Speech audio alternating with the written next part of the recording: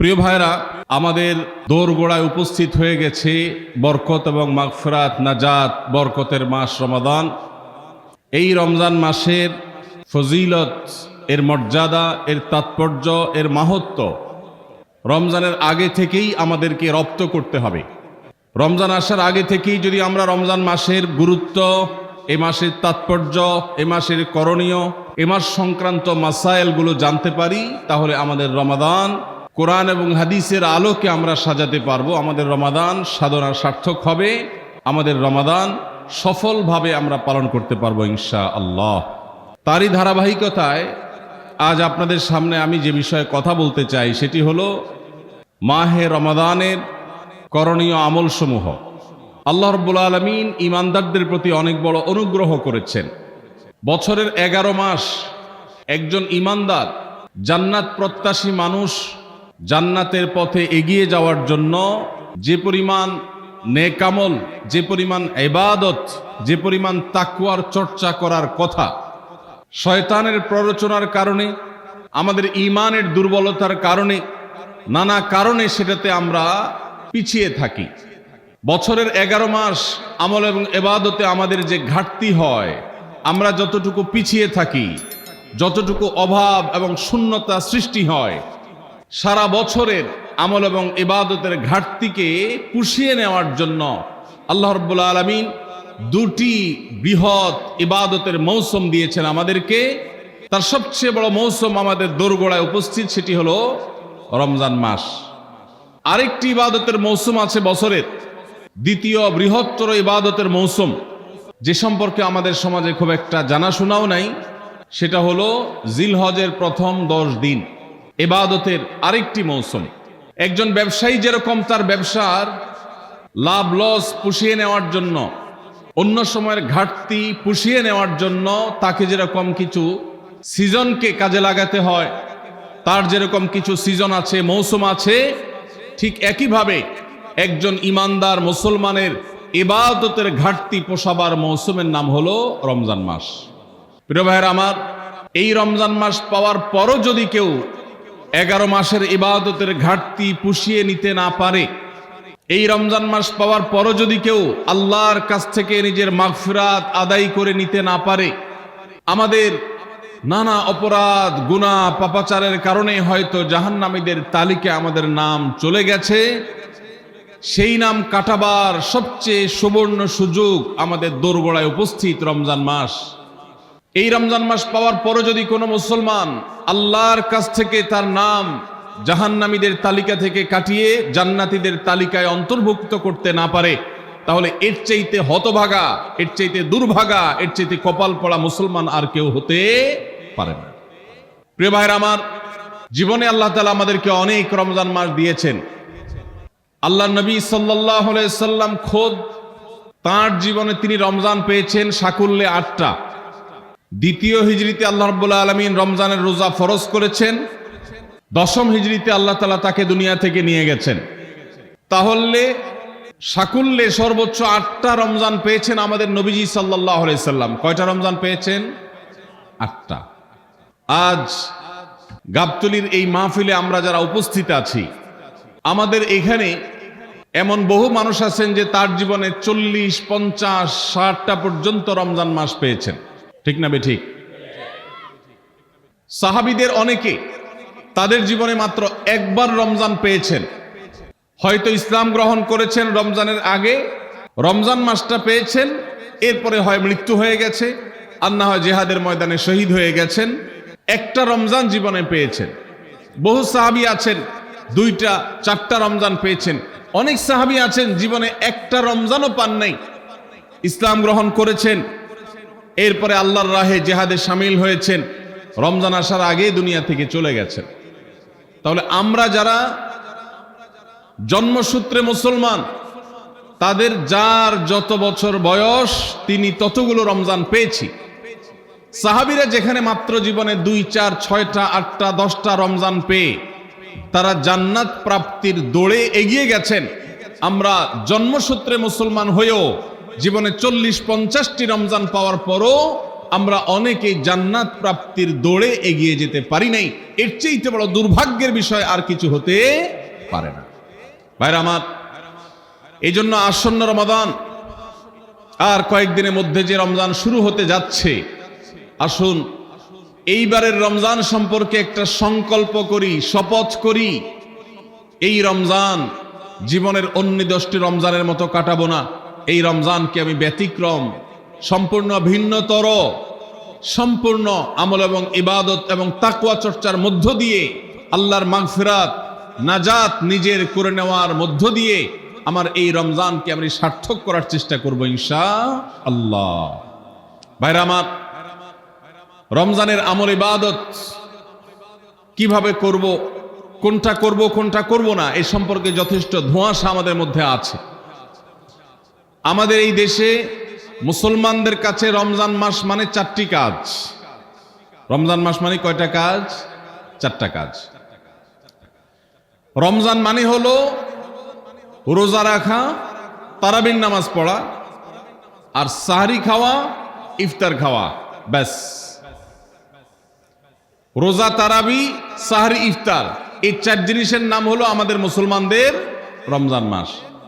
অথচ আমাদের প্রিয় নবী সাল্লাল্লাহু আলাইহি ওয়াসাল্লাম রমজান মাসে এই 4 কাজের বাইরে আরো অনেক আমল, অনেক কর্মসূচি, অনেক কার্যতালিকা, অনেক আমলের তালিকা তিনি আমাদেরকে দিয়েছেন, যেটা আমরা মুসলমানরা অনেকেই জানি না।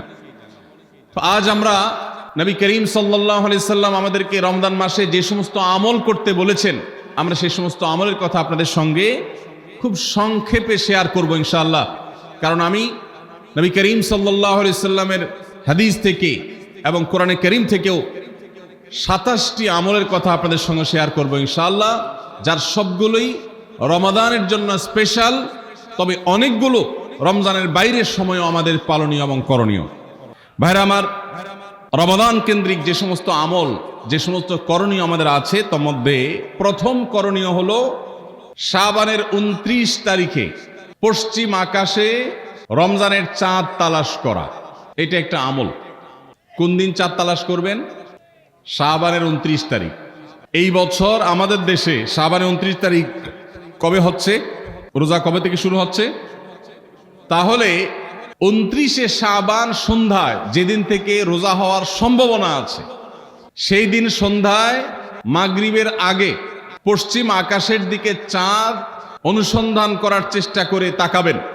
পশ্চিম আকাশে চাঁদ অনুসন্ধান করার জন্য যদি চেষ্টা করেন, একটু খোঁজার চেষ্টা করেন, চাঁদ দেখতে যদি পান তো ভালো, এমনকি যদি চাঁদ দেখতে নাও পান, চাঁদ দেখার চেষ্টা যে করেছেন এর কারণ আপনার আমল নামাতে সওয়াব লেখা হবে, একটা সুন্নত আদায় করার সওয়াব। ভাইরা আমার, আমরা আমাদের ছেলেবেলায়, আমাদের শৈশবে রমজানের আনন্দ আঁচ করতাম পশ্চিম আকাশের চাঁদ দেখে। ঈদের আনন্দের সূচনা এবং শুরুই হতো ঈদের চাঁদ দেখার মধ্য দিয়ে। এমন একটা সময় আমরা এখন এসে পৌঁছেছি, যেই সময়ে সবাই চাঁদ তালাশ করে, কিন্তু সেটা আকাশে না, ফেসবুকে। ঠিক না ভাই? ঠিক। চাঁদ কি ফেসবুকে উঠে না আকাশে উঠে? তাহলে সবাই যদি ফেসবুকে চাঁদ তালাশ করেন, আকাশে চাঁদ দেখবে কে? ও ইসলামী ফাউন্ডেশনের হেলাল কমিটি, চাঁদ দেখা কমিটির কিছু মানুষ, তাদের উপরে নির্ভর করে 18-20 কোটি মানুষ তারা ফেসবুকে তাকায় আস। এটা খুবই দুর্ভাগ্যজনক একটা বাস্তবতা। নবী করিম সাল্লাল্লাহু আলাইহি সাল্লামের হাদিসটা আমরা লক্ষ্য করি, তিনি বলেছেন, সুমু লিরুয়াতিহি ওয়া আফতিরু লিরুয়াতিহি, তোমরা চাঁদ দেখে সিয়াম সাধনা করবে, চাঁদ দেখে রমাদান উদযাপন করবে, চাঁদ দেখে রমাদানের ইবাদত বন্দেগী করবে, আর চাঁদ দেখে তোমরা ঈদ উদযাপন করবে। চাঁদ দেখে তিনি আমাদেরকে রোজা রাখতে বলেছেন। অতএব চাঁদ দেখতে হবে কি হবে না? ভাইরা আমার, বিলুপ্ত হওয়া মৃত প্রায় সুন্নাহগুলোর মধ্যে থেকে একটা হলো চাঁদ তালাশ করার সুন্নাহ। এটা ফরজে কিফায়া, মুসলিম সমাজের কেউ যদি না করে সবাই গুনাহগার হবে। এটা খুবই রিস্কি একটা বিষয়, দুর্ভাগ্যজনক একটা বিষয় যে 20 কোটি মানুষের রমজান মাত্র মুষ্টিমেয় কয়েকজন মানুষের দেখার উপর নির্ভর করবে। ভাইরা আমার, আমরা পশ্চিম আকাশে চাঁদ দেখার চেষ্টা করব ইনশাআল্লাহ। যদি চাঁদ দেখতে পান আপনি, তাহলে নবী সাল্লাল্লাহু আলাইহি সাল্লামের সেখানে একটা দোয়া পড়বেন, আল্লাহুম্মা আহিল্লাহু আলাইনা বিল ইয়ুমনি ওয়াল ঈমান ওয়াস সালামাতি ওয়াল ইসলাম রব্বি ওয়া রাব্বুকাল্লাহ। চাঁদকে লক্ষ্য করে বলবেন, চাঁদের সাথে কথা বলবেন। চাঁদ আপনার কথা হয়তো বুঝবে না, কিন্তু আল্লাহর এরকম সৃষ্টি যারা আমাদের কথা বুঝতে পায় না, তাদেরকে লক্ষ্য করে কিছু বলার মানে হলো আপনি মূলত আপনার মনের আকুতিকে প্রকাশ করছেন। চাঁদকে লক্ষ্য করে নবী সাল্লাল্লাহু আলাইহি সাল্লাম চাঁদ দেখলে পড়তেন আল্লাহুম্মা আহিল্লাহু আলাইনা বিল ইয়ুমনি ওয়াল ঈমান। হে আল্লাহ, এই যে চাঁদ আমি দেখতে পাচ্ছি, এই চাঁদের পুরো মাসটাকে যে আমার জন্য বরকত এবং ঈমান দিয়ে পরিপূর্ণ করে দিন। এই চাঁদ পুরো মাস জুড়ে থাকবে, অতএব এই পুরো মাস জুড়ে এই চন্দ্র মাসে আমি আপনার কাছে আমার জীবনে প্রভূত বরকত, কল্যাণ এবং ঈমান আপনার কাছ থেকে চাই। ওয়াস সালামাতি ওয়াল ইসলাম, এবং আমি নিরাপত্তা চাই। এই চাঁদ, এই চন্দ্র মাস আমার জন্য যেন নিরাপদ হয় এবং ইসলামের সাথে যেন এই মাস আমি অতিবাহিত করতে পারি, ঈমানের সাথে যেন অটল অবিচল থাকতে পারি। রব্বি ওয়া রাব্বুকাল্লাহ, হে চাঁদ, তোমার সৃষ্টিকর্তা পালনকর্তা আর আমারও পালনকর্তা এক আল্লাহ। ভাইরা আমার, চাঁদ দেখার চেষ্টা করা যাবে তো ইনশাআল্লাহ? সোশ্যাল মিডিয়াতে আপনি চাঁদের খবর খোঁজেন, দোষ নাই, কিন্তু আমরা সবাই যদি সোশ্যাল মিডিয়াতে চলে যাই, পশ্চিম আকাশে চাঁদটা দেখবে কে? দুর্ভাগ্য।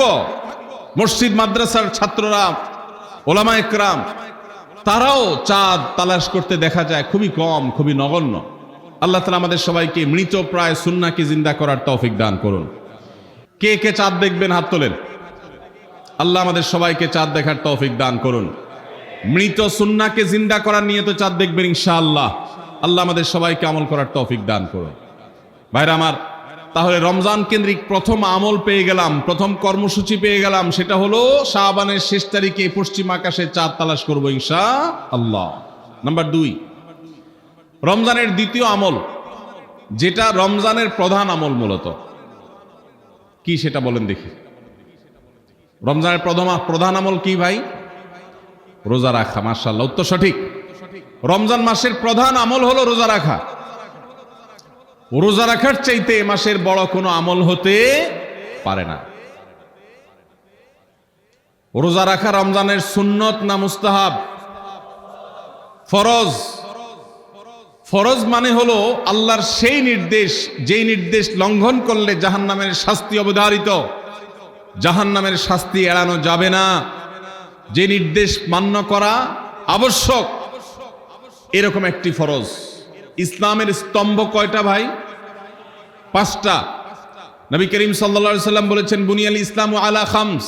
ইসলাম দাঁড়িয়ে আছে 5টি ফাউন্ডেশনের উপরে, 5টি খুঁটির উপরে, 5টি ভিত্তির উপরে।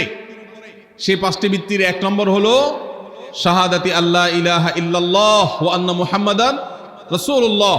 আল্লাহ ছাড়া ইবাদত এবং উপাসনার উপযুক্ত আর কেউ নাই, আর মুহাম্মদ সাল্লাল্লাহু আলাইহি সাল্লাম আল্লাহর পাঠানো রাসূল, এই কথার সাক্ষ্য মুখে দেওয়া, এটা হলো 1 নম্বর স্তম্ভ। স্তম্ভ নম্বর 2, 5 ওয়াক্ত নামাজ আদায় করা। স্তম্ভ নম্বর 3, যাকাত আদায় করা, যাদেরকে আল্লাহ সামর্থ্য দিয়েছেন, সচ্ছলতা দিয়েছেন। স্তম্ভ নম্বর 4, হজ করা। স্তম্ভ নম্বর 5, রমজানের রোজা রাখা। তবে অনেক হাদিসে রমজানের রোজাকে 4 নম্বরে আর হজকে 5 নম্বরে রাখা হয়েছে। তাহলে রমজান মাসের রোজা রাখা এটা শুধু ফরজ না, মৌলিক ফরজ। নবী করিম সাল্লাল্লাহু আলাইহি সাল্লাম বলেছেন, যদি কেউ জীবনে একটি রোজাও শরিয়া গ্রাহ্য ওজর ছাড়া কেউ যদি ভঙ্গ করে, রোজা না রাখে, রমজানের পরে যদি সে সারা জীবনও রোজা রাখে, দায় মুক্ত হয়তো হয়ে যাবে। সে কাজা আদায় করেছে, কাফারা আদায় করেছে, দায় মুক্ত হয়তো হয়ে যাবে, কিন্তু রমজানের একটা রোজা রেখে আল্লাহর কাছে যে পরিমাণ মর্যাদার অধিকারী হওয়ার কথা, সারা জীবন রোজা রেখেও রমজানের ওই একটা রোজার ক্ষতিপূরণ করা সম্ভব নয়। এই জন্য সবাই রমজান মাসে ফরজ রোজা রাখবো তো ইনশাআল্লাহ। সকল প্রাপ্তবয়স্ক সুস্থ ইমানদারের জন্য রমজানের রোজা রাখা ফরজ। ভাইরা আমার, পৃথিবীতে আজ অনেক বিজ্ঞানী রোজা বা ফাস্টিং এর উপরে গবেষণা করে অনেক বড় বড় পদক, অনেক বড় বড় পুরস্কার জিতেছে। এখন ডাক্তাররাও আমাদেরকে বলে যে একটা সময় আমরা যেন ফাস্টিং করি, একটা সময় আমরা যেন না খেয়ে থাকি, এটা আমাদের স্বাস্থ্যের জন্য ভালো। নবী সাল্লাল্লাহু আলাইহি সাল্লাম সেই ১৫০০ বছর আগে আল্লাহর দেয়া বিধান আমাদেরকে জানিয়েছেন। রমজানে পুরো মাস রোজা, শাবানে মুহররমে বেশি বেশি নফল রোজা, সোমবার বৃহস্পতিবার সাপ্তাহিক রোজা, চাঁদের ১৩, ১৪, ১৫ আইয়ামে বীজের মাসিক রোজা, নিয়মিতভাবে এই রোজায় সিয়ামগুলো যদি পালন করি আমরা, তাহলে আল্লাহর সন্তুষ্টি এবং জান্নাত লাভ যেমন হবে, ঠিক একইভাবে আমরা দুনিয়াতে সুস্থ সবল থাকতে পারবো। আমাদের শরীরে অতিরিক্ত যে চর্বি তৈরি হয়, বিশেষ করে আজকের বিশ্ব বাস্তবতায়, এই চর্বিগুলোকে বার্ন করার জন্য রোজার কোনো বিকল্প নাই। যদিও চর্বি বার্নের উদ্দেশ্যে রোজা রাখলে সে রোজা রোজা নয়। আমাদের উদ্দেশ্য হবে আল্লাহর সন্তুষ্টি অর্জন, পাশাপাশি পার্থিব উপকারিতা এমনি পেয়ে যাব। আল্লাহ আমাদের সবাইকে রমজান রোজা রাখার তৌফিক দান করুন। ভাইরা আমার, নবী করিম সাল্লাল্লাহু আলাইহি ওয়াসাল্লাম তিনি বলেছেন, যে ব্যক্তি রমজানে ঈমান এবং ইখলাসের সাথে আল্লাহকে খুশি করবার জন্য রমজান রোজা রাখবে, আল্লাহ তার পূর্বের সমস্ত গুনাহ মাফ করে দিবেন। অনেক যুবক আছেন গ্যাস্ট্রিকের অজুহাতে, অনেকে আছেন প্লাস্টিকের অজুহাতে রোজা রাখেন না।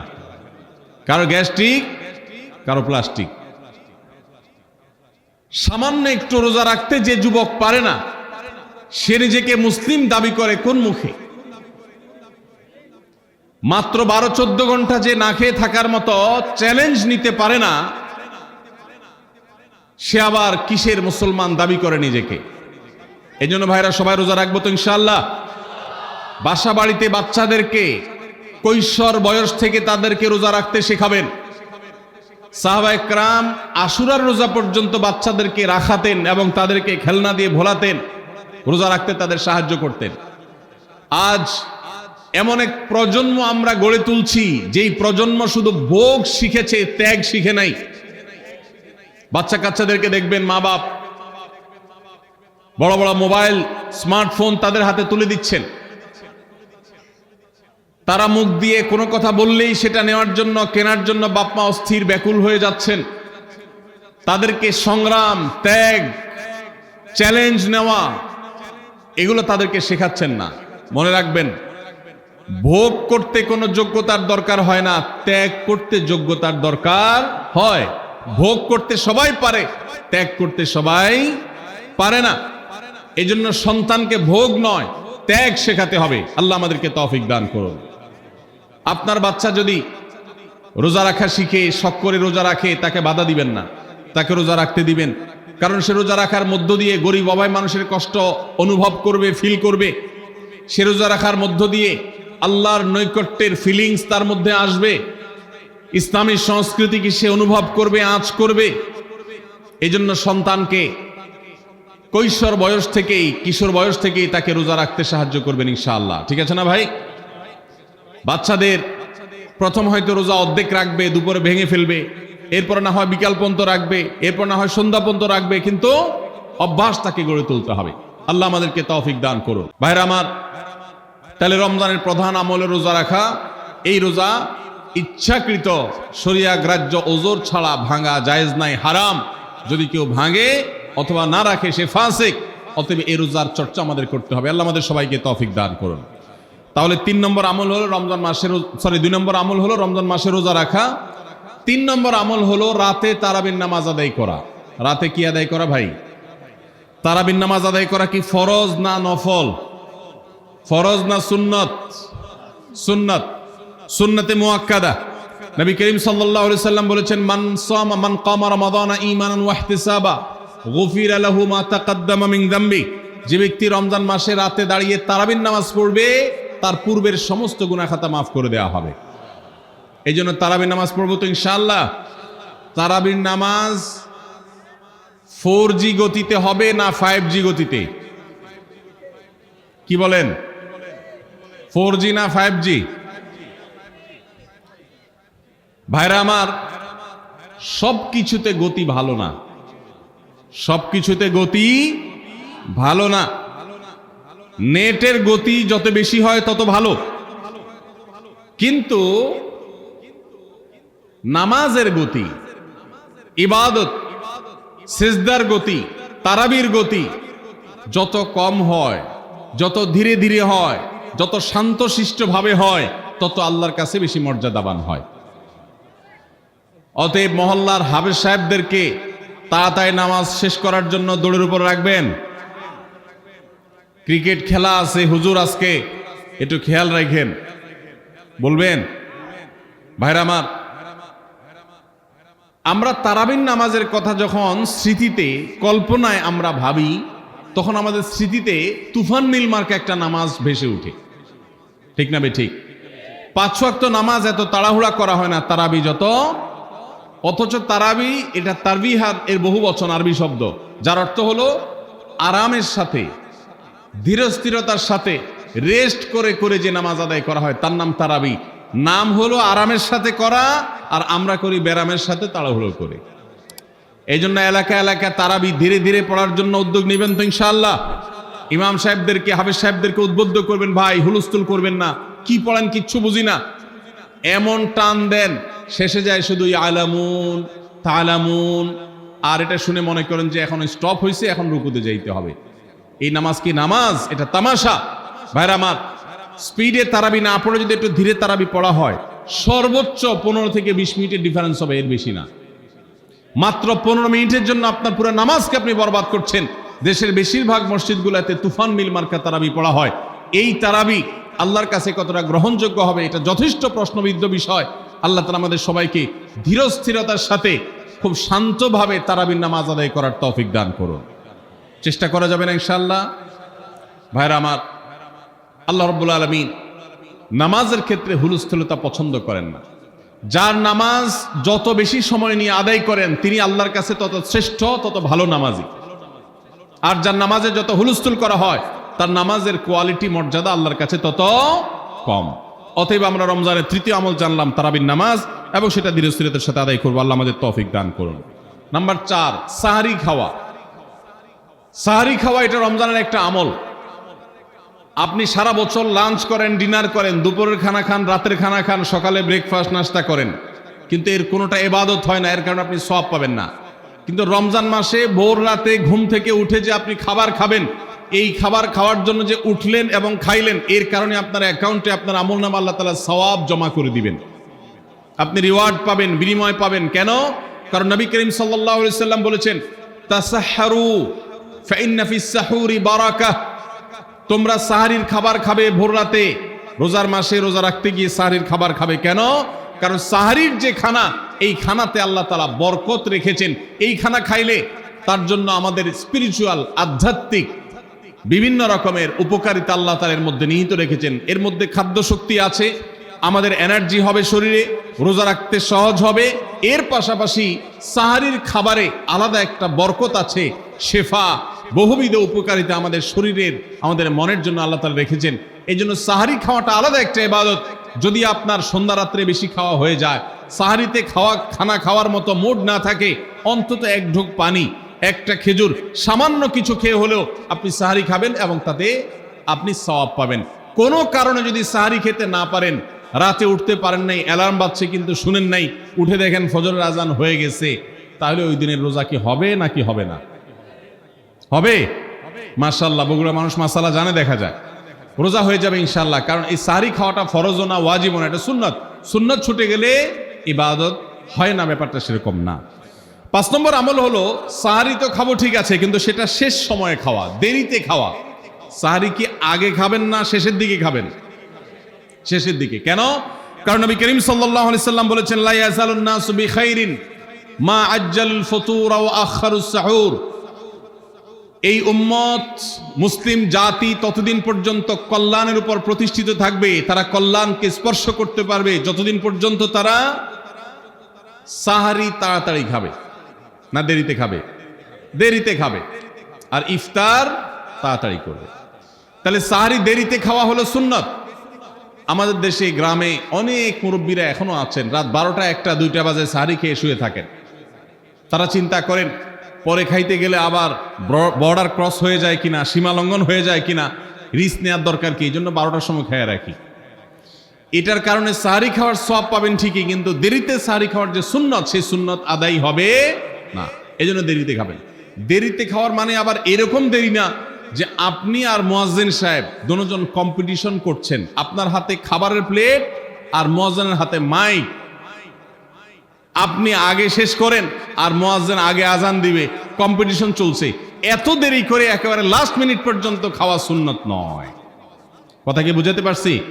কয়েক মিনিটের গ্যাপ রেখে তারপরে খাবার শেষ করবেন। কারণ নবী করিম সাল্লাল্লাহু আলাইহি সাল্লাম সাহরি খেয়ে শেষ করে ফজর নামাজ শুরু করতেন, এর মধ্যে 50টা আয়াত পড়ার মতো গ্যাপ রাখতেন, অর্থাৎ প্রায় 10 মিনিটের মতো একটা গ্যাপ থাকতো।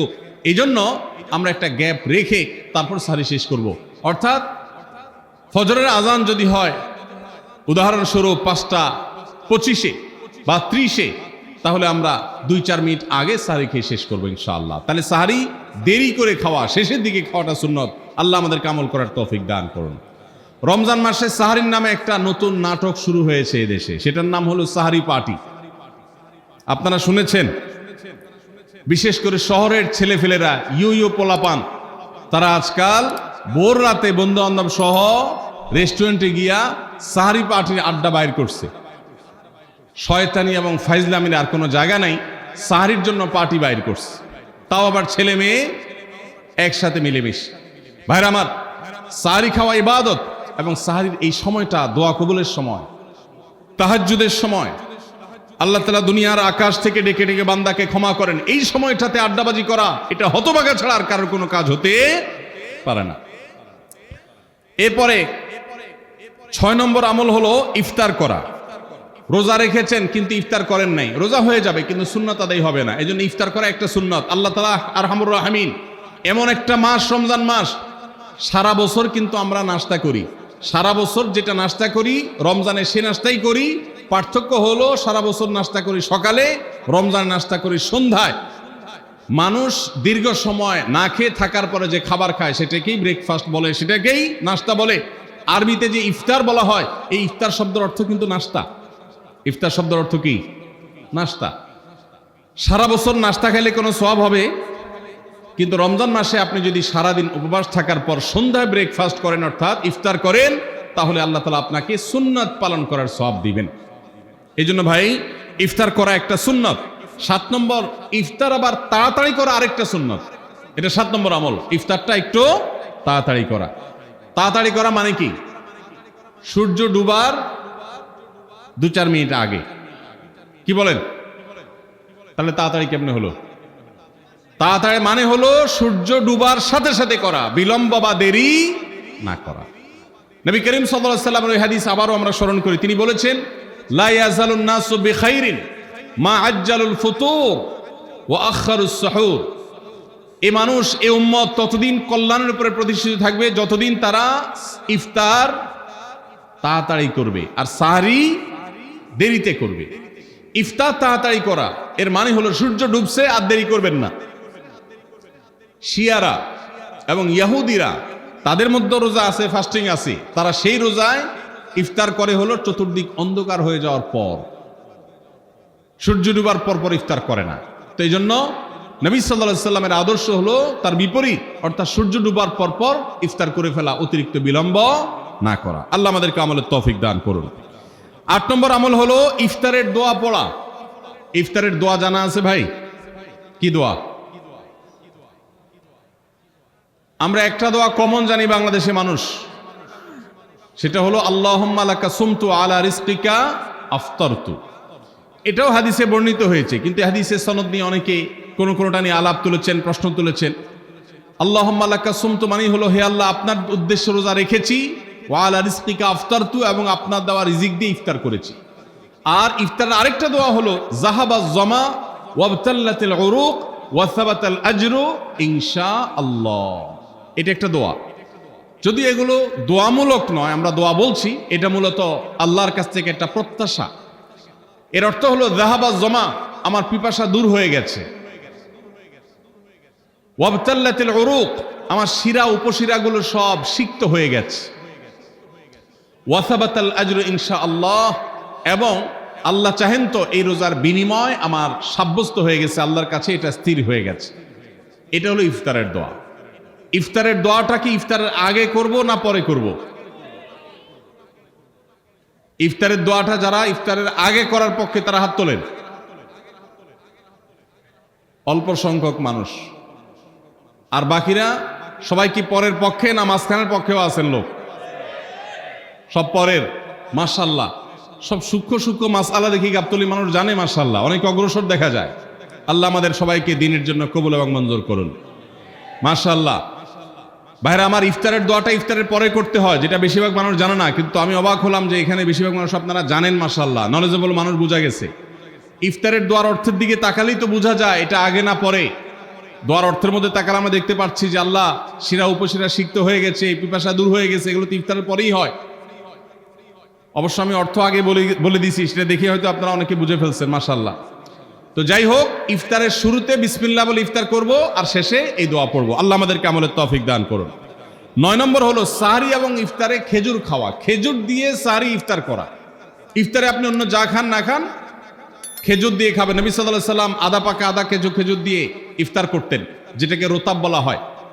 আর যদি সেটা না পাওয়া যেত, সাধারণ যে কোনো খেজুর, সেটাও না পাওয়া গেলে একটু পানি খেয়ে তারপর তিনি ইফতার করতেন। আমরা ইফতারে খেজুর খেতে হয় সুন্নাহ, এটা আমরা জানি, কিন্তু যেটা জানি না সেটা হলো সাহরিতে খেজুর খাওয়া। ভোর রাতে সাহরিতে খেজুর খাওয়া সুন্নত, এটা আগে কে কে জানতেন? হাত তোলেন। আগে জানতেন মাশাআল্লাহ, হাত নামান। গত বছর রমজানে সাহরিতে ভাত তরকারি যাই খাইছেন না খাইছেন, একটা হলো খেজুর খাইছেন, কারা কারা হাত তোলেন মাশাআল্লাহ। এদিকে সব আমল করা মানুষ মাশাআল্লাহ, তাহলে তার ওয়াজ টোয়াজের কোনো দরকার নাই। এত নলেজেবল মানুষ, এত আমলদার মানুষ যদি এলাকায় থাকে, তাহলে ওয়াজের দরকারটা কি? আল্লাহ আমাদের সবাইকে আমলের তৌফিক দান করুন। ভাইরা আমার, ইফতারে খেজুর খাওয়া যেমন সুন্নাত, সাহরিতেও খেজুর খাওয়া সুন্নাত, কিন্তু খেজুর খাওয়া কোনো ফরজ ওয়াজিব না। খেজুরের দাম বেশি হয়ে গেছে, আপনি কিনতে অপারগ। যদি একটা খেজুরও পুরো রমজানে না খান, আপনার রোজার কোনো অসুবিধা হবে। তবে নবী সাল্লাল্লাহু আলাইহি সাল্লাম যেহেতু ইফতার এবং সাহরিতে খেজুর খেতেন, আর খেজুরে প্রচুর পরিমাণ সুগার আছে, উপকারী, যেটা মানুষের স্বাস্থ্যের জন্য উপকারী, প্রচুর পরিমাণ এনার্জি আছে, খাদ্য শক্তি আছে, সারাদিন রোজা রেখে আমাদের যে সুগারের ঘাটতি হয় সেটা পূরণ করার জন্য সহায়ক হয়। এই জন্য সাহরি এবং ইফতারে খেজুর খাওয়া এমনিতেও উপকারী। আর নবী সাল্লাল্লাহু আলাইহি সাল্লামের সুন্নাত, তিনি বলেছেন নি'মা সাহুরুল মুমিনি আত-তামার, ইমানদারের সাহারির আইটেমের মধ্যে সবচেয়ে বেস্ট উত্তম হলো খেজুর। এই জন্য অন্য যাই খান না খান, একটু হলো, এক পিস হলো খেজুর খাবেন, ইনশাআল্লাহ সুন্নাত আদায় করার নিয়তে খেলে এই সুন্নাতটা আদায় হয়ে যাবে, আল্লাহ তাআলা তা চাহেন তো। তাহলে 9 নম্বর আমল পেলাম হলো সাহরি এবং ইফতারিতে খেজুর খাওয়া। 10 নম্বর আমল হলো সকল প্রকার পাপাচার বর্জন করা, গুনাহের কাজ থেকে বিরত থাকা। এইটা হলো রমজান মাসের দ্বিতীয় সর্বোচ্চ গুরুত্বপূর্ণ আমল। সিরিয়ালে আমরা 10 নম্বরে বলেছি, কিন্তু 27টা রমজানের স্পেশাল আমলের মধ্যে সবচেয়ে গুরুত্বপূর্ণ আমল হলো রোজা রাখা, আর দ্বিতীয় সর্বোচ্চ গুরুত্বপূর্ণ আমল হলো সব ধরনের পাপাচার বর্জন করা, গুনাহের কাজ ত্যাগ করা। যদি কেউ রমজানে রোজা রাখে, আবার চোখ দিয়ে হারাম জিনিস মোবাইলে দেখে, স্ক্রিনে দেখে, পত্রিকার পাতায় দেখে, অফলাইনে দেখে, পরনারীর দিকে তাকায় থাকে, সে যদি কান দিয়ে হারাম জিনিস শুনে, গান বাদ্য, এই সমস্ত কিছু সে যদি উপভোগ করে, তাহলে তার এই রোজা আর উপোস থাকার মধ্যে কোনো পার্থক্য। মনে রাখবেন, রোজা শুধু পেটের হয় না, রোজা চোখের হয়, রোজা কানের হয়, রোজা হাতের হয়, রোজা মুখের হয়, রোজা শরীরের প্রত্যেকটা অঙ্গ প্রত্যঙ্গের হয়। একজন মানুষ যখন তার পুরো শরীরের রোজা করে, সে যখন সকল অঙ্গ প্রত্যঙ্গ দিয়ে আল্লাহর আনুগত্য করে, আল্লাহর নাফরমানি থেকে বেরিয়ে আসে, তখন সে সত্যিকারের রোজাদার হয়। আর যে শুধুমাত্র দিনের বেলায় পানাহার বর্জন করে, যৌনাচার বর্জন করে, আর সমস্ত পাপাচার অপকর্ম সে যথারীতি অন্য সময়ের মতো রমজান মাসেও করে, এই রোজাদার পেটের রোজা রেখেছে, কিন্তু তার শরীরের অন্য অন্য অঙ্গ প্রত্যঙ্গগুলো আল্লাহর কথা শুনে নাই, সো সেগুলো কিন্তু রোজা রাখে নাই। এই রোজা আল্লাহর কাছে মাকবুল এবং গ্রহণযোগ্য রোজা হতে পারে না। অতএব আমরা রমজান মাসে সব ধরনের গুনাহের কাজ বর্জন করবো তো ইনশাআল্লাহ। প্রিয় ভাইরা আমার, রোজা কিন্তু আমাদের সাথে কথা বলে। রোজার ভাষা আমরা অনেকে জানি না, কি বলে সেটা অনেকে বুঝি না, কিন্তু রোজা আমাদের সাথে কথা বলে। কি কথা? সিয়াম শব্দের অর্থ, আমরা যেটাকে রোজা বলছি সেটা কোরআনের ভাষায় বলা হয় সিয়াম, হাদিসে বলা হয়েছে সেটাকে সওম বা সিয়াম। এই সওম বা সিয়াম একই শব্দ, এর অর্থ হলো বিরত থাকা। এর অর্থ হলো কি ভাই? বিরত থাকা, ব্রেক দিতে জানা। আল্লাহ রাব্বুল আলামিন রোজার মতো ইবাদত দিয়েছেন আমাদেরকে জীবনে ব্রেক দেওয়ার অভ্যাস গড়ে তোলার জন্য। আমরা যেন ব্রেক দিতে শিখি, আমরা যেন থামতে শিখি, আমরা যেন নিজেদেরকে নিয়ন্ত্রণ করতে শিখি। ইসলামের যে বৈশিষ্ট্য, ইসলামের যে বিউটি, ইসলামের যে সৌন্দর্য, সেটা হলো ইসলাম পৃথিবীর মানুষকে আত্মনিয়ন্ত্রণ করবার কথা বলে। আজ ভোগবাদী পৃথিবীর যেদিকে তাকাবেন, চতুর্দিকে দেখতে পাবেন শুধু ভোগের হাতছানি। দুনিয়াটা মস্ত বড়, খাও দাও আর ফুর্তি করো, শুধুমাত্র ফুর্তি ফুর্তি এবং ফুর্তি, ভোগ এবং ভোগ এবং ভোগ। গোটা পৃথিবী আপনাকে ভোগের কথা বলবে, ত্যাগের কথা বলবে না। ইসলাম আপনাকে ত্যাগের কথা বলে। আপনি ঈদ উদযাপন করবেন, ঈদ উল ফিতর, সেখানে পর্যন্ত ইসলাম বলে আগে গরিবের বাসায় ফিতরা পৌঁছাবে, তারপর তুমি ঈদগাহে যাবে, ঈদের আনন্দ করবে। আপনি কোরবানির ঈদে পশু জবাই করে গোশত খাবেন, উৎসব করবেন।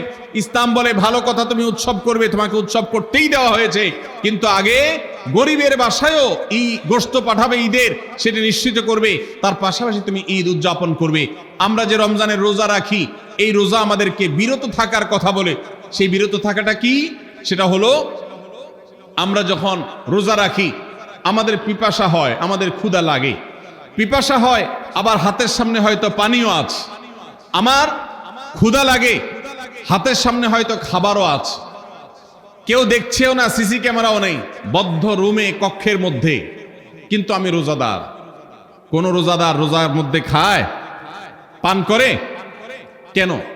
কারণ সে জানে আল্লাহ নিষেধ করেছেন।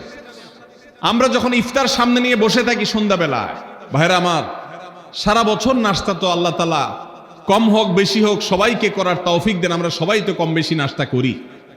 সারা বছর আপনি যদি বুফে গিয়ে 100 আইটেমের নাস্তা দিয়েও আপনি খাবার গ্রহণ করেন, সকালের ব্রেকফাস্ট আপনি খান, ইফতারের সময় মাত্র 2-4টা আইটেম নিয়ে বসে থেকে আজানের জন্য, সূর্য ডুবার জন্য যে অপেক্ষা করেন, ওই অপেক্ষার সময় যে অবর্ণনীয় স্বাদ আর তৃপ্তি পাওয়া যায়, পৃথিবীর সমস্ত খাদ্য গ্রহণের মধ্যেও এই তৃপ্তি বা স্বাদ নাই। নবী সাল্লাল্লাহু আলাইহি ওয়াসাল্লাম সেজন্য বলেছেন, লিসসাইমি ফারহাতান, রোজাদার ব্যক্তিকে দুটি আনন্দ দেওয়া হয়, ফারহাতুন ইনদা ফিতরি ওয়া ফারহাতুন ইনদা লিকাই রাব্বি। একটা আনন্দ হলো ইফতারের সময়, অবর্ণনীয়, ভাষায় প্রকাশ করবার অযোগ্য। কি ভালো লাগা কাজ করে, ইফতারের জন্য আমরা বসে আছি, খাবার সামনে আছে, রকমারি শীতল শরবত সামনে আছে, রকমারি খাবারের পসরা সাজানো আছে টেবিলে, দস্তরখানে, এদিকে পেটে ক্ষুধাও আছে, কিন্তু আমরা মিনিট গুনছি, আমরা সময় দেখছি, ঘড়ির দিকে তাকিয়ে আছি, সূর্য কখন ডুববে। সূর্য ডুবেছে আর সাথে সাথে আমরা ইফতার করছি। এই যে আল্লাহর নির্দেশের অপেক্ষা, ইসলাম রোজার মাধ্যমে আমাদেরকে সেই শিক্ষাটা দিতে চায়। রোজা আমাদের সাথে সেই কথা বলে যে দেখো, তুমি জীবনে বিরত থাকতে শিখো, গোটা পৃথিবী তোমাকে ভোগ শিখাবে, ইসলাম তোমাকে ত্যাগ শিখাবে, ইসলাম তোমাকে কন্ট্রোল করা শিখাবে। আমাদের তরুণদের চরিত্রকে নষ্ট করবার জন্য, তাদেরকে নানাভাবে উস্কানি দেওয়ার জন্য, বিনোদনের নামে, নিউজের নামে, বিজ্ঞাপনের নামে, বিভিন্ন নামে অশ্লীল নানা দৃশ্য, খোলামেলা দৃশ্য তাদের সামনে দেখানো হয়, ভোগের আহ্বান করা হয়। ইসলাম বলে, হে মুসলিম তরুণ, তোমার চোখের এরিয়ার মধ্যে কোনো পরনারী, কোনো সুন্দরী নারী পড়ে গেছে, তুমি আঁচ করতে পেরেছ, সাথে সাথে তোমার দৃষ্টিকে তুমি নিয়ন্ত্রণ করো, অবনত করো। কুল্লিল মুমিনিনা ইয়াগুদ্দু মিন আবসারিহিম ওয়া ইয়াহফাযু ফুরুজাহুম। আল্লাহ বলেছেন, হে রাসূল বলে দিন ইমানদার পুরুষদেরকে, তারা যেন তাদের চোখগুলোকে নামিয়ে রাখে, তাদের সম্ভ্রমকে তারা সংরক্ষণ করে। মনে রাখবেন, যা খুশি তা করতে পারা এটা যোগ্যতা নয়। নিজেকে নিয়ন্ত্রণ করলাম, যা খুশি তা করব না, এর নাম হলো যোগ্যতা। ডায়রিয়ার রোগী ডাইরেক্ট হয়ে যায়, যা খুশি যে করে, নিজের মন যেদিকে তাকে নাচায় সেদিকে নাচে, এই লোকটা অসুস্থ মানুষের মতো। আর মুসলিম যুবক, মুসলমান মানুষ, নারী পুরুষ, সে নিজেকে নিয়ন্ত্রণ করে। আল্লাহ এটা হারাম করেছেন, আমার মন চায়, চাইলেই আমি সেটা নিতে পারি, কিন্তু আমি নেব না। আমি একটা জিনিস ধরতে পারি, আল্লাহ হারাম করেছেন, সেজন্য আমি ধরবো না। এই শিক্ষাটা রমজান আমাদেরকে দেয়। অতএব রমজানের সবচেয়ে গুরুত্বপূর্ণ আমল হলো এই 10 নম্বর আমল, সেটা হলো পাপাচার বর্জন করা। নবী সাল্লাল্লাহু আলাইহি ওয়াসাল্লাম বলেছেন, যে ব্যক্তি রমজানে রোজা রাখলো আর পাপাচার বর্জন করলো না, তাহলে এই রোজা রাখার উপোস থাকার ভিতরে কোনো পার্থক্য নাই। আল্লাহ আমাদের সবাইকে রমজান মাসে রোজা থেকে সকল হারাম, সকল নাজায়েজ কাজ, সকল গুনাহের কাজ ছাড়ার তৌফিক দান করুন, বলুন আমিন। ভাইরা আমার 11 নম্বর আমল হলো অধিক পরিমাণ দোয়া করা। রমজান মাসে রোজা রেখে আমরা বেশি বেশি দোয়া করব। চলতে ফিরতে উঠতে বসতে দোয়া করতে পারেন। আমাদের মায়েরা অনেকে শুনছেন আমাকে, রমজান মাসে আপনি গৃহস্থলী কাজ করছেন, রান্না বাড়া করছেন, ঘর ঝাড়ু দিচ্ছেন, আর মনে মনে আল্লাহর সাথে কথা বলেন। দোয়া মানে আল্লাহর সাথে কথোপকথন। আল্লাহ আপনি আমাকে মাফ করে দেন, আমার বাবাকে মাকে মাফ করে দেন, সন্তানগুলোকে হেদায়েত দান করেন, চোখের পানি ফেলেন। নিয়মতান্ত্রিক দোয়া, বসে বসে হাত তুলে দোয়া করবেন কেবলামুখী হয়ে। আবার চলতে ফিরতে উঠতে বসতে, এমনকি ওযু নাই সে অবস্থায় দোয়া করবেন। নবী সাল্লাল্লাহু আলাইহি সাল্লাম বলেছেন 3 ব্যক্তির দোয়া ফিরিয়ে দেওয়া হয় না। কয় ব্যক্তির দোয়া? সালাতুন লা তুরাদ্দু দাওয়াতুহুম, 3 শ্রেণী মানুষের দোয়া ফিরিয়ে দেওয়া হয় না। এর ভিতরে এক শ্রেণী হলেন মাজলুম, কারোর জুলুমের শিকার হয়েছে। এই ব্যক্তি জালেমের বিরুদ্ধে যে তার মনের আকুতি থাকে, বদদোয়া থাকে, আল্লাহ সুবহানাহু ওয়া তাআলা এটা ফিরিয়ে দেন না। এই জন্য পৃথিবীর ইতিহাসের কোন জালিম আপনি দেখাতে পারবেন না যেই জালিমকে আল্লাহ ছেড়ে দিয়েছেন, আল্লাহ ছাড় দিয়েছেন কিন্তু চূড়ান্ত ভাবে ছেড়ে দিয়েছেন, এমন কোন জালিম আপনি দেখাতে পারবেন না। এই জন্য ভাই কখনো কোন অবস্থাতে কারো প্রতি আমরা জুলুম করব না। আল্লাহ আমাদেরকে সেটা মানার তৌফিক দান করুন। তাহলে 3 ব্যক্তির দোয়া কবুল হয়, ফেরত দেওয়া হয় না। তার ভিতরে একজন হলো মাজলুম, যার প্রতি আপনি জুলুম করেছেন, সে আপনার বিরুদ্ধে যে বদদোয়া করে, এটা লাগবেই লাগবে, আজ হোক আর 2 দিন পরে হোক। নাম্বার 2, মুসাফির, যে ব্যক্তি সফরে আছে, সফররত অবস্থায় সে যদি দোয়া করে, সে দোয়া আল্লাহ তাআলা কবুল করেন। 3 নম্বর হলো রোজাদার ব্যক্তি, as-সাইম হাত্তা ইফতির, রোজাদার ব্যক্তি সারাদিন ভর রোজা করলে ইফতার রাগ পর্যন্ত, সারাদিন দোয়া করলে ইফতার রাগ পর্যন্ত তার দোয়া কবুল হয়। এই জন্য রোজা রেখে আমরা বেশি বেশি আল্লাহর কাছে দোয়া করবো ইনশাআল্লাহ। চলতে ফিরতে উঠতে বসতে মনে মনে আল্লাহর সাথে কথা বললেন, চাওয়া দাওয়াকে পেশ করলেন, বাস এইটাই হলো দোয়া। এটা হলো আমাদের রমজান মাসের 11 নম্বর আমল, বেশি বেশি দোয়া করা। 12 নম্বর আমল হলো মিথ্যা এবং কাজ পরিহার করা। রমজানের সকল পাপাচার তো পরিহার করবই, বিশেষভাবে মিথ্যা কথা, মিথ্যা কাজ পরিহার করা। কারণ নবীজি সাল্লাল্লাহু আলাইহি ওয়াসাল্লাম এর জন্য আলাদা নির্দেশ করেছেন। তিনি বলেছেন, মাল্লাম ইয়াদা কাওলা যুরি ওয়াল আমালা বিহি ফালাইসা লিল্লাহি হাজা আন ইয়াদা তাআমাহু ওয়া শারাবা। যে ব্যক্তি রমজানের রোজা রেখে মিথ্যা কথা, মিথ্যা কাজ ছাড়লো না, তার উপোস থাকায় আল্লাহর কোনো ঠেকা পড়ে নাই। 13 নম্বর আমল হলো অশ্লীলতা এবং বিবাদ, বিতণ্ডা, ঝগড়া, এগুলো পরিহার করা।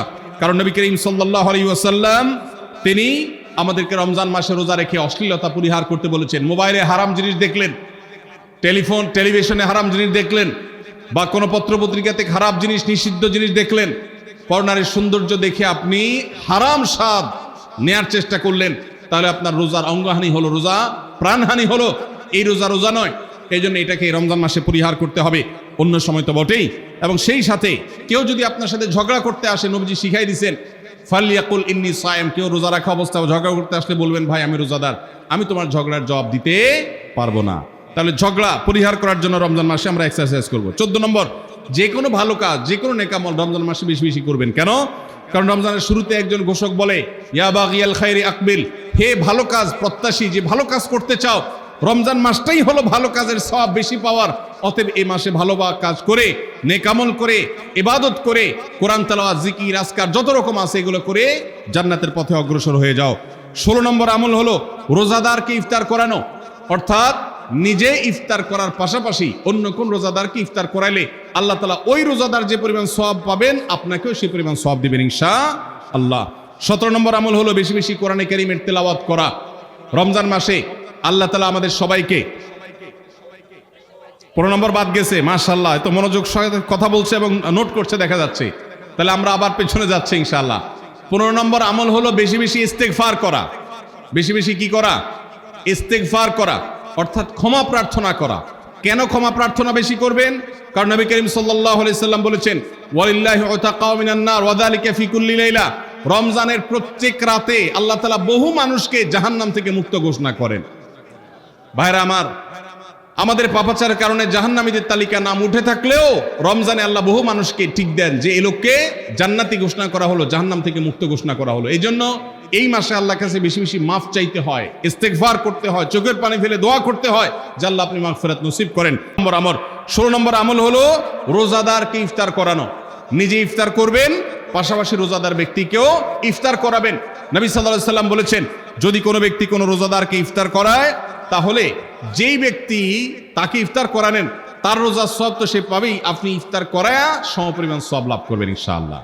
অতএব মসজিদে ইফতার দেওয়ার ব্যবস্থা করা যেতে পারে, রাস্তাঘাটে, বিশেষ করে পাবলিক পরিবহনে, এমনকি প্রাইভেট গাড়িতেও সন্ধ্যার সময়, ইফতারের সময় অনেক সময় খাবার থাকে না, তখন আপনি রাস্তায় দাঁড়িয়ে যদি সামান্য একটু খেজুর, সামান্য একটু পানি বিতরণ করতে পারেন, তাইলে সওয়াবটা পাওয়া যেতে পারে। আপনার বাসা আশেপাশে অনেক অভাবী মানুষ আছে, তাদের বাসায় আপনি ইফতার পৌঁছে দিতে পারেন, এর মাধ্যমে রোজাদারকে ইফতার করানোর সওয়াব পেতে পারেন। 17 নম্বর আমল হলো বেশি বেশি কোরআনে কারীমের তেলাওয়াত করা। কোরআনে কারীমের তেলাওয়াত রমজান মাসে বেশি বেশি করব। কেন? কারণ হলো এই মাসটাই হলো কোরআন নাজিলের মাস। আল্লাহ তাআলা রমজান মাসে কোরআন নাজিল করেছেন। আল্লাহ বলেছেন, শাহরু রমাদান আল্লাযী উনজিলা ফীহিল কুরআন হুদাল লিন-নাস ওয়া বায়িনাতিন মিনাল হুদা ওয়াল ফুরকান।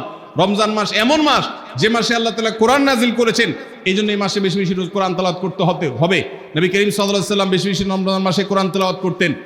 আমাদের পূর্বসূরি সালাফগণ কেউ কেউ রমজান মাসে অন্য সব আমল কমিয়ে দিয়ে কোরআন তেলাওয়াতটা সবচেয়ে বেশি করতেন। এই জন্য দিনে এবং রাতে বেশি বেশি করে কোরআন শুদ্ধতার সাথে, সৌন্দর্যের সাথে তেলাওয়াত করব, অর্থ সহকারে বুঝে পড়ার চেষ্টাও পাশাপাশি করব ইনশাআল্লাহ। 18 নম্বর আমল হলো কোরআন পরস্পরকে শোনাশুনি করা, বুঝে পড়া। অর্থাৎ আপনি কোরআন তেলাওয়াত করবেন, আপনার স্ত্রী শুনবে, আপনার মা শুনবে, আপনার বোন শুনবে, আবার তারা তেলাওয়াত করবে, আপনি শুনবেন। আমরা তারাবির নামাজে এক পক্ষীয় তেলাওয়াত শুনি, হাফেজ সাহেব তেলাওয়াত করেন, আমরা শুনি, কিন্তু আমরা তেলাওয়াত করে আরেকজন শুনবে, এটা হয় না। নবী সাল্লাল্লাহু আলাইহি ওয়াসাল্লাম রমজান মাস আসলে জিবরিল ফেরেশতার সাথে কোরআন শোনাশুনি করতেন। জিবরিল তেলাওয়াত করতেন, নবীজি শুনতেন, আবার আমাদের নবীজি তেলাওয়াত করতেন, জিবরিল শুনতেন। এটা একটা সুন্নত। এই সুন্নতটা বিলুপ্ত হয়ে গেছে, এটা নিয়ে চর্চা নাই। এই জন্য আমরা এটা বাসা বাড়িতে নতুন করে জিন্দা করব। আল্লাহ আমাদেরকে তৌফিক দান করুন। 19 নম্বর আমল হলো দান সাদাকা বেশি বেশি করা। নবীজি সাল্লাল্লাহু আলাইহি সাল্লাম এমনিতেই প্রচুর পরিমাণ দান করতেন, কিন্তু রমজান আসলে তার দানশীলতার পরিমাণ আরো বেড়ে যেত। এই জন্য অভাবী, প্রতিবেশী, গরিব দুঃখী সবার ঘরে ঘরে আমরা আমাদের সাধ্য অনুযায়ী দান পৌঁছানোর চেষ্টা করব রমজান উপলক্ষে। এটা রমজানের 19 নম্বর স্পেশাল আমল, বিশেষ আমল। 20 নম্বর রমজানের কর্মসূচি হলো ভোর রাতে দোয়া করা। কারণ সারা বছর ভোর রাতে তাহাজ্জুদের নামাজ পড়া বা দোয়া করার সুযোগ আমাদের হয় না, কিন্তু রমজানের সাহরি খেতে তো এমনি উঠেন। অতএব এই টাইমে দোয়া কবুল হয়। 24 ঘন্টার ভিতরে দোয়া কবুলের সবচেয়ে মোক্ষম সুযোগ, সবচেয়ে আদর্শ সময় হলো এই তাহাজ্জুদের সময়টা। ভাইরা আমার, ঢাকার একটি বড় কোম্পানি, বাংলাদেশের সবচেয়ে বড় শিল্প প্রতিষ্ঠান বললে ভুল হয়তো হবে না, অন্তত এটুকু বলা যায় যে প্রথম 3-4টি বড় প্রতিষ্ঠানের একটি। এরকম একটা প্রতিষ্ঠানের একজন কর্মকর্তা বছর 2-3 আগে আমার সাথে হঠাৎ দেখা। তিনি আমাকে দেখে বেশ আবেগ আপ্লুত হলেন এবং অনেকটা জড়িয়ে ধরলেন এবং বললেন, ভাই, আপনার একটি আলোচনা থেকে আমার জীবনের ভিতরে এমন এক পরিবর্তন আসছে যেটা অকল্পনীয়, অভাবনীয়। তো আমি একটু কৌতূহল হয়ে জানতে চাইলাম কোনটা সেটা। তখন তিনি বললেন, ভাই, আমার জীবনে এমন একটা রোগ হয়েছে, যেই রোগ ট্রিটমেন্ট করার জন্য দেশে বিদেশে বিভিন্ন জায়গায় গিয়েছি, কোনো চিকিৎসা এর আমি পাই নাই। শেষ পর্যন্ত আশাহত হয়ে চাকরি ছেড়ে দিয়ে, শহর ছেড়ে দিয়ে গ্রামে গিয়ে বসবাস করা শুরু করছি এবং মৃত্যুর জন্য অপেক্ষা করছি। এর মধ্যে আপনার একটা আলোচনার ক্লিপ আমার চোখের সামনে আসলো সোশ্যাল মিডিয়াতে, ওটা শুনলাম। সে আলোচনাটা ছিল আল্লাহর কাছ থেকে অসাধ্য সাধন করার সময় হলো ভোর রাত তাহাজ্জুদের সময়। আমি এই আলোচনা পুরোটা শোনার পর ওই রাতেই আমি ঘুম থেকে উঠে ভোর রাতে তাহাজ্জুদ পড়ে আল্লাহর কাছে বুক ভাসিয়ে মন ভরে কাঁদলাম, দোয়া করলাম। ওই ভাই বললেন যে আমি এত দোয়া করলাম, দোয়া করতে করতে দীর্ঘ সময় আমি পরিতৃপ্ত হলাম, আমার দোয়া শেষ হয়ে গেল। এরপর দোয়া করে শেষ করার পর ফজর নামাজের সময় হয়ে গেছে। আমার ফিল হলো, অনুভব হলো যে আমার শরীরে আর কোনো রোগবালাই এখন মনে হয় নাই। এবং তিনি গত 2 দিন আগেও তার সাথে আমি দেখা করলাম ঢাকায়, গতকালকে দেখা করলাম, 2 দিন আগে না, মাত্র 1 দিন আগে দেখা করলাম। তিনি এখন সুস্থ সবল হয়ে আবার তার চাকরিতে ফিরে গিয়ে স্বপদে স্বমহিমায় আছেন। তিনি এক সহকর্মীকে ডেকে আমার সামনে বলছেন, এই তোমরা বলো তো, আমি আগে শারীরিকভাবে বেশি ফিট ছিলাম নাকি এখন বেশি ফিট? তখন তার সহকর্মী আমার সামনে বলছে, স্যার আপনি আগে অনেক বেশি রাগরাগি করতেন, আপনি হট মেজাজি ছিলেন, অনেক বেশি অসুস্থ হয়ে যেতেন কিছু হলেই, কিন্তু এখন আপনি সে আগের সময়ের তুলনায় অনেক বেশি সুস্থ এবং ফিট। তিনি বললেন, ভাই ভোর রাতের দোয়ার প্রভাব এত বেশি, তাহাজ্জুদের সময়ের দোয়া এত গুরুত্বপূর্ণ যে এই এক দোয়া আমার জীবনকে আমূল পরিবর্তন করে দিয়েছে। এই জন্য ভাইরা, রমজান মাসে বিশেষ করে যখন তাহাজ্জুদের সময় সাহারি খেতে যখন উঠবেন, সাহারি খাওয়ার পর 10টা মিনিট সময় হাতে রাখেন, বা সাহারি খাওয়ার আগে 10টা মিনিট আগে উঠেন, উঠে ওযু করে 2 রাকাত 4 রাকাত নামাজ পড়ে, বা নামাজ পড়ার সময় না থাকলে অন্তত কেবলামুখী হয়ে 2টা হাত তুলে আল্লাহর কাছে একটু চান। নবীজি সাল্লাল্লাহু আলাইহি সাল্লাম বলেছেন, রাতের শেষ প্রহর যখন হয়, দুনিয়ার আসমানে নেমে এসে আল্লাহ বান্দাদেরকে ডেকে ডেকে তাদের প্রত্যেকটা চাওয়া পূরণ করে দেন।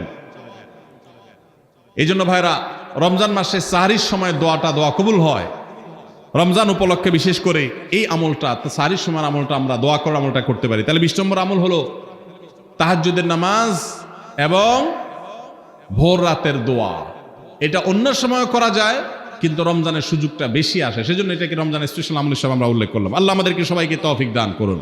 সাহরি খেতে উঠলে একটু দোয়া করবো তো ইনশাআল্লাহ, 2-4 মিনিটের জন্য হলে দোয়া করবো, একাকী নির্জনে আল্লাহর কাছে কেবলামুখী হয়ে। এর চেয়ে বড় দুর্ভাগ্যের বিষয় কি আছে যে আল্লাহ চাওয়ার জন্য ডাকছেন আর আমি অবহেলা করে বসে আছি। ভাইরা আমার, 5 ওয়াক্ত নামাজের জন্য মুয়াজ্জিন আপনাকে ডাকে, কিন্তু ভোর রাতে দোয়া কবুলের জন্য স্বয়ং আল্লাহ আপনাকে ডাকেন। অতএব সাহরি খেতে উঠলে ভোর রাতে সাহরির সময় একটু দোয়া করবো তো ইনশাআল্লাহ। 21 নম্বর আমল, উমরা করা। যাদেরকে আল্লাহ তৌফিক দিয়েছেন তারা রমজানে উমরা করবেন, কারণ নবী করিম সাল্লাল্লাহু আলাইহি ওয়াসাল্লাম বলেছেন, উমরাতুন ফি রমাদান তা'দিলু হাজ্জা। রমজানে কেউ উমরা করলে একটা হজের সওয়াব পায়। কোন কোন হাদিসে আসছে তা'দিলু হাজ্জাতাম মাই, নবীজির সাথে হজের সওয়াব পাওয়া যায় রমজানে উমরা করলে। আল্লাহ আমাদেরকে যখন তৌফিক দিবে আমরা তখন সেটা করব ইনশাআল্লাহ। ঠিক আছে না? নিয়ত করেন, দোয়া করেন, আল্লাহ একসময় তৌফিক অবশ্যই দিবেন। 22 নম্বর আমল হলো রমজানের শেষ 10 দিন মসজিদে ইতিকাফ করা। গুরুত্বপূর্ণ একটা পয়েন্ট, মসজিদে ইতিকাফ করা। খুব মনোযোগ দিয়ে শুনি। রাসূল করিম সাল্লাল্লাহু আলাইহি সাল্লাম রমজানের রোজা ফরজ হওয়ার পর থেকে নিয়ে তার মৃত্যু পর্যন্ত 1টি বছরের জন্য রমজানের শেষ দশক মসজিদে ইতিকাফ করা ছাড়া ছিলেন না। একবার তিনি মসজিদে ইতিকাফে বসেছেন, কিন্তু ইমার্জেন্সি একটা কাজে মসজিদ থেকে তাকে বের হতে হয়েছে। এই জন্য তিনি পরের বছর 20 দিন ইতিকাফ করেছেন। 10 দিন হলো ওই বছরের, আর 10 দিন হলো আগের বছরে যে ইতিকাফ ভেঙে ফেলেছেন সেটার ইতিকাফের কাজা।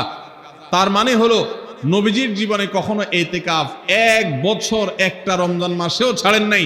এত গুরুত্বপূর্ণ আমল যে রমজানের এই আমলটা তিনি কখনোই ছাড়েন নাই।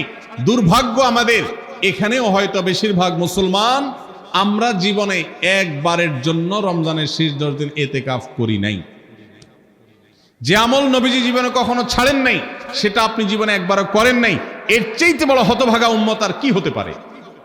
ভাইরা আমার, 3টি আমলের নগদ তৃপ্তি আমি অন্তত অনুভব করি। আমি আমার সে অভিজ্ঞতার আলোকে আপনাদেরকে উদাত্ত আহ্বান করতে চাই, রমজানের শেষ দশকে আপনারা ইতিকাফ করুন। যে 3টি আমলের তৃপ্তি, নগদ স্বাদ, অবর্ণনীয় ভালো লাগা কাজ করে, অন্তর্জগতে প্রশান্তিতে পরিপূর্ণ হয়ে যায়, সেই 3টি ইবাদতের একটি হলো আরাফাতের ময়দানের দোয়া।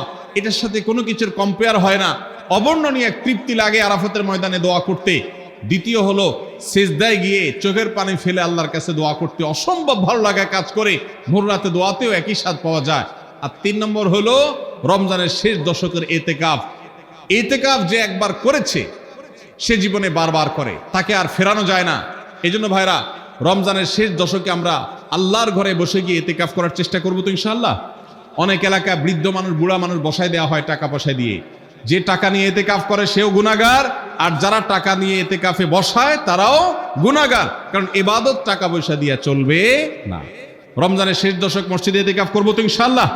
আল্লাহ আমাদেরকে তৌফিক দান করুন। যুবক ভাইরা, একটাবার বসে দেখেন, অসম্ভব ভালো লাগা কাজ করে, মনে হয় যে আল্লাহর মেহমান আমি, এই ফিলটা হয়। কারণ আল্লাহর ঘরে এসে বসে আছেন আপনি কারোর কাছে কোনো কিছু চেয়েছেন, চাইতে চাইতে একটা পর্যায়ে তার পাও জড়িয়ে বসে গেলেন, একদম বসে গেলেন, তার ঘরের সামনে বসে পড়লেন। ইতিকাফটা অনেকটা এরকম। রমজানের প্রথম 20 দিন আল্লাহর কাছে হাত দিয়ে দোয়া করলাম, আর শেষ 10 দিন একজন মসজিদে গাঠি বসকা নিয়ে পড়ে গেলাম, ব্যাপারটা হলো কারো পায়ে ধরে পড়ে যাওয়ার মতো।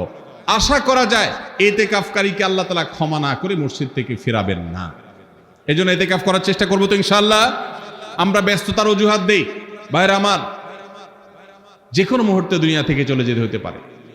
এই জন্য এই রমজানে প্ল্যান করেন, যত ব্যস্ত হন না কেন। আমি তো আমার সমস্ত ব্যস্ততাকে এক পাশে ঠেলে রেখে আল্লাহ আমাকে যখন থেকে তৌফিক দিয়েছেন, রমজানের শেষ দশকে ইতিকাফ ছাড়া বাইরে থাকবো এটা চিন্তাও করি না। এই জন্য যুবক ভাইদেরকে বলবো, প্রত্যেকটা মহল্লাতে 2 জন 5 জন 10 জন করে যুবকরা বসেন, কোরআনের গ্রুপ স্টাডি করেন, কোরআনের পাঠচক্র করেন, নিজেরা কোরআন হাদিসের আলোচনা করেন, রোনাজারি এবং দোয়া করেন। 10টা দিন আল্লাহর সাথে কানেক্টেড হওয়ার চেষ্টা করেন। 12 মাস ইবাদত, দাওয়াতের কাজ, ইসলামের কাজ করবেন, ইনশাআল্লাহ সেখানে বরকত পাবেন। রমজানের শেষ দশকে ইতিকাফ করবেন তো ইনশাআল্লাহ। আল্লাহ আমাদের সবাইকে তৌফিক দান করুন। 23 নম্বর আমল হলো শেষ দশকে ইবাদতের মাত্রা বাড়িয়ে দেওয়া। আমরা উল্টাটা করি। আমাদের দেশে রমজানের প্রথম দশকে মসজিদ ফুল হয়ে, বারান্দা ফুল হয়ে, রাস্তায়ও মুসল্লি দাঁড়ায়। আর 10 রমজান চলে গেলে 20 রমজান পর্যন্ত বাহিরের মুসল্লি কমতে কমতে বারান্দার মুসল্লি কমে ভিতরে চলে আসে। আর শেষ 10 দিনে আসলে, ঈদের দিনগুলো যখন কাছে আসে, তখন 5 ওয়াক্ত নামাজের ওই নিয়মিত মুসল্লি ছাড়া বাকিগুলো সব উদাও হয়ে যায়। নবী সাল্লাল্লাহু আলাইহি সাল্লাম কি করতেন? তার উল্টাটা। আমাদের আয়েশা বলেছেন, কানা ইয়াজিতাহিদু ফীহি মা লা ইয়াজিতাহিদু ফী গায়রি। আমাদের নবীজি সাল্লাল্লাহু আলাইহি সাল্লাম রমজানের শেষ দশকে ইবাদতের জন্য যত কষ্ট করতেন, যত সাধনা করতেন, অন্য কোন সময় ইবাদতের জন্য এত সাধনা করতেন না। অথচ আমরা দেখা যায় শেষ দশক অবহেলা কাটাই। এই জন্য ভাইরা, শেষ দশকে ইবাদতের পরিমাণ আরো বাড়িয়ে দিতে হবে, আমলের পরিমাণ বাড়িয়ে দিতে হবে। এটাই আল্লাহ তাআলার নির্দেশনা, সেটাই রমজানের শেষ দশকের আমল। 24 নম্বর আমল হলো শেষ দশকে পরিবারকে ঘুম থেকে ডেকে তোলা। এটা আলাদা সুন্নাহ। নবী সাল্লাল্লাহু আলাইহি সাল্লাম রমজানের শেষ দশক হলে কানা ইযা দাখালাল আশর আহইয়া লাইলা ওয়া আইকাযা আহলা। তিনি পরিবারকে ঘুম থেকে ডেকে তুলতেন এবং স্ত্রী সঙ্গ ত্যাগ করতেন। শেষ দশক কোমর বেঁধে ইবাদত করতেন। এটা 24 নম্বর আমল। তাহলে শেষ দশক পরিবারকে ঘুম থেকে ডেকে তোলা। নবীজি অন্য কোন সময় ঘুম থেকে ইবাদতের জন্য ডাকতেন না, নফল নামাজ যার ইচ্ছা সে পড়বে, যার ইচ্ছা পড়বে না। কিন্তু শেষ দশক এত বড় অফার, এত বড় সুযোগ, কারণ লাইলাতুল কদর শেষ দশকে আছে। এই জন্য এই দশকে ইবাদতের জন্য পরিবারকে তিনি ডেকে তুলতেন। তারা শুয়ে থাকুক, তিনি এটা সহ্য করতেন না। এই জন্য 24 নম্বর আমল হলো রমজানের শেষ দশকে পরিবারকে ঘুম থেকে ডেকে তোলা এবং স্ত্রী সঙ্গ ত্যাগ করা শেষ দশকের জন্য। 25 নম্বর আমল হলো লাইলাতুল কদর অনুসন্ধান করা। রমজানের শেষ দশকের প্রত্যেকটা রাতে কিন্তু শবে কদর হতে পারে, বিশেষ করে বেজোড় রাতে 21, 23, 25, 27, 29 এই রাতগুলোতে লাইলাতুল কদর হওয়ার সম্ভাবনা অনেক জোরালো। সৌদি আরবের মানুষ তাদের বেজোড় রাতে তালাশ করবে, আমরা আমাদের বেজোড় রাতে তালাশ করব ইনশাআল্লাহ। নবীজি সাল্লাল্লাহু আলাইহি সাল্লাম বলেছেন যে তাহাররাউ লাইলাতুল কদর ফিল বিতি মিনাল আশরিল আওয়াখির মিন রমাদান। রমজানের শেষ দশকের বেজোড় রাতগুলোতে তোমরা শবে কদর হতে পারে সে আশা বেশি বেশি করে ইবাদত বন্দেগী করো। লাইলাতুল কদরের ইবাদতকে আল্লাহ বলেছেন লাইলাতুল কদরে খায়রুম মিন আলফি শাহর। 1000 মাস, 1000 মাস ইবাদত করলে যে সওয়াব পাওয়া যাবে, লাইলাতুল কদরের এক রাতের ইবাদতের সওয়াব তার চাইতে বেশি হবে। সেই রাত কোনটা আল্লাহ নির্দিষ্ট করেন নাই। এই জন্য শেষ দশকের প্রত্যেকটা রাতেই ইবাদত করার চেষ্টা করা, স্পেশালি বেজোড় রাতগুলোতে। 26 নম্বর আমল হলো লাইলাতুল কদরের আশায় বিশেষ দোয়া পড়া। সেটা কি? আল্লাহুম্মা ইন্নাকা আফুউন তুহিব্বুল আফওয়া ফাআফু আন্নি। আল্লাহ আপনি ক্ষমাশীল, আপনি ক্ষমাকে ভালোবাসেন, অতএব আমাদেরকে ক্ষমা করে দিন। এটা রমজানের শেষ দশকের প্রত্যেক রাতে পড়বেন। যে রাতটা একটু শান্ত শিষ্ট, একটু শীতল, একটু বৃষ্টিভাব, একটু লাইলাতুল কদরের আবহাওয়া বোঝা যায়, সেই রাতকে লাইলাতুল কদর আশা করে, প্রত্যাশা করে বেশি বেশি দোয়া পড়বেন, আল্লাহুম্মা ইন্নাকা আফুউন তুহিব্বুল আফওয়া ফাআফু আন্নি। তাহলে 26 নম্বর আমল হলো লাইলাতুল কদরের দোয়া পড়া। আর 27 নম্বর সর্বশেষ আমল হলো ফিতরা আদায় করা। অর্থাৎ রমজান মাসের রোজাতে যদি ভুল ত্রুটি হয়, এটা রিফাইন্ডের কাজ হয়ে যায়, রিফ্রেশমেন্টের কাজ হয়ে যায় ফিতরার মাধ্যমে। প্রত্যেক সচ্ছল ব্যক্তি তার নিজের পক্ষ থেকে, নিজের স্ত্রী এবং নিজের ছোট বাচ্চাদের তরফ থেকে ফিতরা আদায় করবেন। প্রাপ্তবয়স্ক সন্তান থাকলে তারা তাদেরটা আদায় করবে, আর না হলে বাপও তাদেরটা আদায় করতে পারে। ফিতরা স্বরূপ গরিবদের বাসায় একদিনের খাবার এটা পৌঁছে দিতে হবে। এটা হলো ফিতরা। ঈদের নামাজের আগ পর্যন্ত এটা আদায় করার নির্দেশ নবী সাল্লাল্লাহু আলাইহি ওয়াসাল্লাম দিয়েছেন। তাহলে 27 নম্বর আমল হলো ফিতরা আদায়। এটার মাধ্যমে রমজানের আমল শেষ হয়ে যাবে।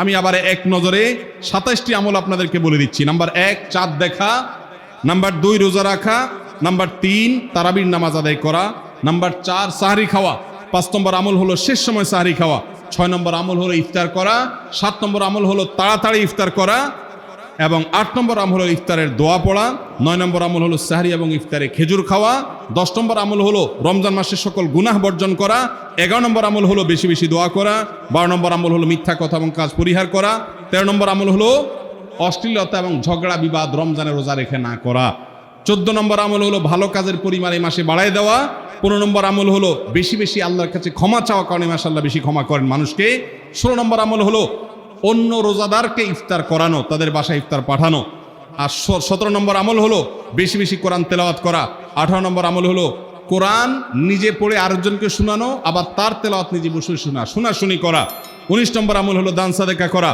20 নম্বর আমল হলো তাহাজ্জুদ এবং বিশেষ করে ভোর রাতে সারি খেতে উঠে দোয়া করা, আর 21 নম্বর আমল হলো উমরা করার সামর্থ্য থাকলে, 22 নম্বর আমল হলো ইতিকাফ করা শেষ দশকে, 23 নম্বর আমল হলো শেষ দশকের বেজোর রাতে, শেষ দশকের প্রত্যেকটা রাতে ইবাদতের পরিমাণ বাড়িয়ে দেওয়া এবং বিশেষভাবে রাত্রি জাগরণ করা শেষ দশক, আর 24 নম্বর আমল হলো শেষ দশকে নিজের পরিবারকে ঘুম থেকে ডেকে তোলা, স্ত্রী সঙ্গ ত্যাগ করা, 25 নম্বর আমল হলো লাইলাতুল কদর অনুসন্ধান করা, 26 নম্বর আমল হলো লাইলাতুল কদরের বিশেষ দোয়া পাঠ করা, আর 27 নম্বর আমল হলো ফিতরা দেওয়া। আল্লাহ আমাদের সবাইকে এই 27টা আমল দিয়ে আমাদের রমজান মাসকে সাজাবার তৌফিক দান করুন।